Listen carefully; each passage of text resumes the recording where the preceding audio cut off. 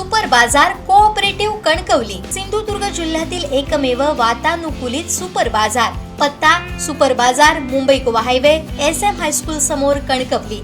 आपल्या अतूट विश्वासामुळेच आम्ही 25व्या वर्षात पदार्पण करतोय। कुणकेश्वर इथं रंगपंचमी निमित्त पारंपरिक पालखी सोहळा मोठ्या थाटात साजरा करण्यात आला। या निमित्त कुणकेश्वर देवस्थानकडून पालखी सोहळ्यासाठी रस्त्याच्या दुतर्फा कुणकेश्वर मंदिरापर्यंत गुड्या उभारून या पालखीचं स्वागत केलं। ढोल ताशांच्या गजरात यावेळी धुळवड करून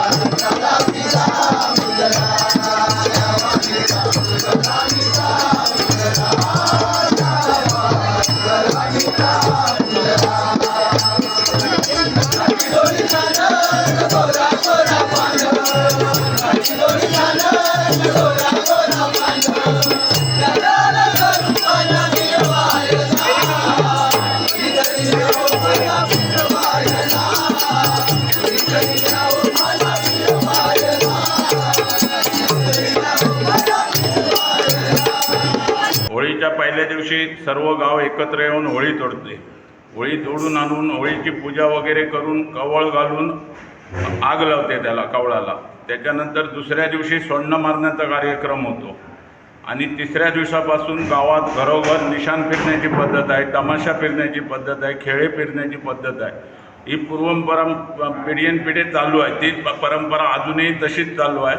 त्याचप्रमाणे 5 दिवस जागर असतो होळीकडे आणि 7व्या दिवशी धूळ मारण्याचा कार्यक्रम असतो। धूळ मारण्या दिवशी देवाची पालखी इथून महापुरुषापर्यंत जाते होळीपर्यंत। तिथे कार्यक्रम होतात, नाच होतात, टिपवला वगैरे मारतात, देवाची पूजा होते। त्याच्यानंतर तिथं धूळ उडून झाली की त्याच्यानंतर देव परत मंदिरात आणून ठेवतो। आम्ही अजून ती पारंपरिक पद्धत चालू ठेवलेली आहे। सर्व वार्षिका आम्ही गावातले लोक एकत्र येऊन वार्षिका सगळी पार पाडतो। नमस्कार। एक आनंद आणि एक उत्सव असा वाटतो की आता 2 तारीखला हे होळी उत्सव चालू झालेला आहे। 2 ते 8 तारीख आहे 8 म्हणजे गेले 7 दिवस म्हणजे पहिल्या दिवशीपासून आजचा 7वा दिवस आहे।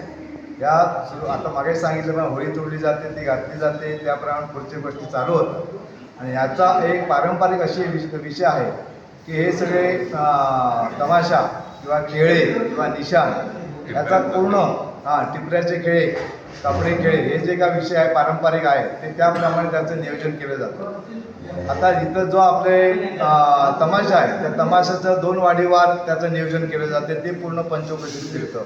त्याच्यानंतर देवस्थानमार्फत देवसेवक असतील, ग्रामस्थ असतील, सगळेच या ठिकाणी एकत्र येऊन गुण्या गोविंदाने हातात हात घालून हा उत्सव चांगल्या पद्धतीने आनंदाने उत्साहाने पार पडत असतात। आणि हा सगळा आमचा जो होळीचा मान आहे पावणादेवी इथे या ठिकाणी रोज जागर होतो आणि तिथं पहिल्या दिवशीपासून ते आजच्या शेवटच्या दिवशीपर्यंत आज आम्हाला सकाळी 6 वाजले तर त्याचा पूर्ण नियोजन हे त्या ठिकाणी होत असतं।